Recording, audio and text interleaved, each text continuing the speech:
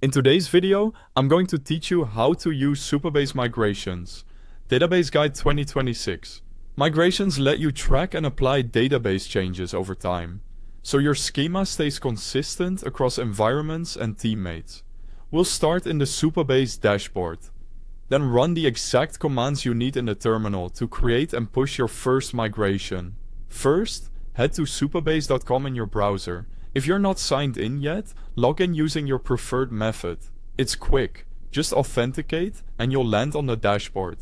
On the homepage, this dashboard is your control center. Choose the organization that contains the work you want to manage. This keeps projects neatly separated, especially if you collaborate with different teams. Next, select an existing project you've created, or create a new one if you're starting fresh. Either way, you'll be taken into the project view once it's ready. Inside the project, look to the left sidebar for the main navigation.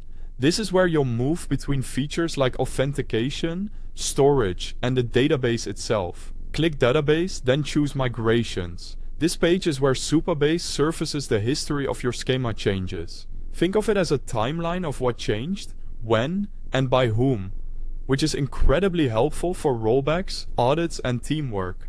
Now let's run your first migration using the Supabase CLI.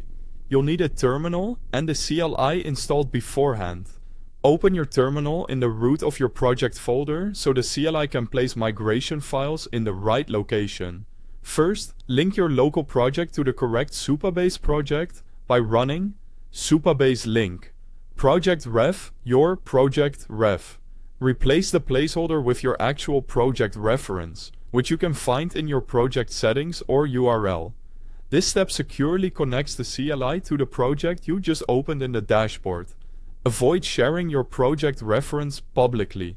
Next, create a new migration with Supabase migration new migration. This generates a timestamped SQL file in your migrations directory.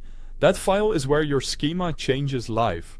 For example, creating tables, adding columns, or setting indexes, so your history is explicit and reviewable.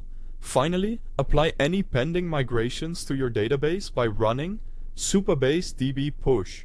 The CLI will run each migration in order and report the results. Back in the migrations page on the dashboard, you'll see the new migration recorded. If something fails, double-check the SQL in your migration file, confirm your link to the right project, and make sure you have the necessary database permissions. That's it. You've navigated to the project, opened the migrations page, and used the CLI to link, create, and push your first migration, giving your database a clean, versioned history.